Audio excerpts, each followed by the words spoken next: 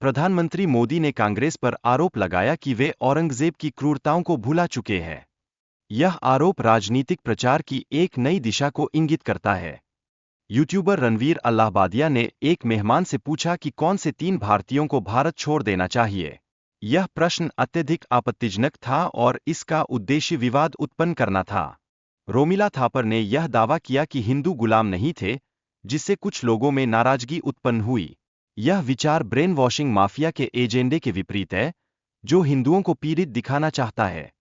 छत्रपति शिवाजी के पिता शाहजी और उनके संबंधियों ने हिंदू और मुस्लिम संतों दोनों का सम्मान किया। यह धार्मिक सद्भाव को महत्व देने की उनकी प्रतिबद्धता को उजागर करता है। शिवाजी के शासन में किसी भी महिला, कुरान या मस्जिद को नुकसान पहुंचाने पर कड़े प्रतिबंध थे। यह उनकी महानता और मानवता को दर्शाता है।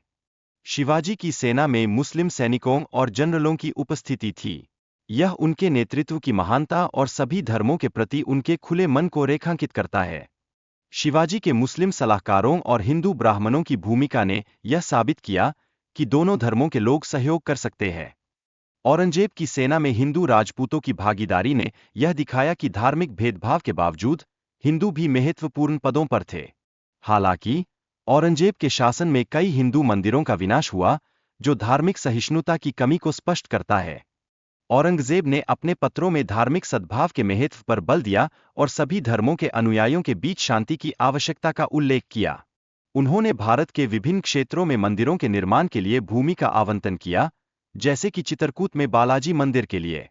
हालांकि उनके शासन में कभी-कभी धार्मिक भेदभाव भी देखने को मिला, जिससे उनकी नीतियों में असंगति उत्पन्न हुई।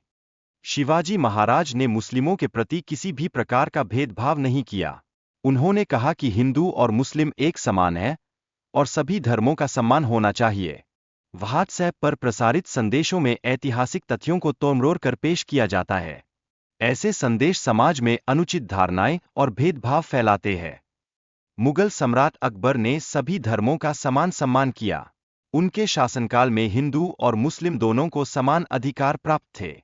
बहादुर शाह जफर ने केवल ईद बल्कि दशहरा और दिवाली भी मनाई, जो उनकी धर्मनिरपेक्षता को दर्शाती है। उन्होंने ब्रिटिश औपनिवेशिकता का विरोध किया। जैनुल आबिदीन ने जिजिया कर को समाप्त किया और हिंदू भावनाओं का सम्मान करते हुए गायों की हत्या पर प्रतिबंध लगाया। यह उनकी धर्मनिरपेक्षता का एक महत्वपूर्ण उदाहरण है। हिंदू मुस्लिम समुदायों के बीच गंगाजमुनी तहजीब का उदाहरण है, जहां दोनों ने साथ मिलकर त्योहार मनाए और कला के विभिन्न रूपों को विकसित किया। राजनीतिक लाभ के लिए एक बार फिर विभाजन की रणनीति अपनाई जा रही है। यह प्रयास हमें एक दूसरे के खिलाफ खड़ा करने का है। कुछ लोग हमारे स्वतंत्रता सेनानियों का अपमान कर रहे हैं और यह दावा कर रहे हैं कि हमें असली स्वतंत्रता केवल 2014 के बाद मिली। स्वामी विवेकानंद ने सहिष्णुता और सार्वभौमिक स्वीकृति का संदेश दिया था। अब हमें इस विचार को आगे बढ़ाने की आवश्यकता है।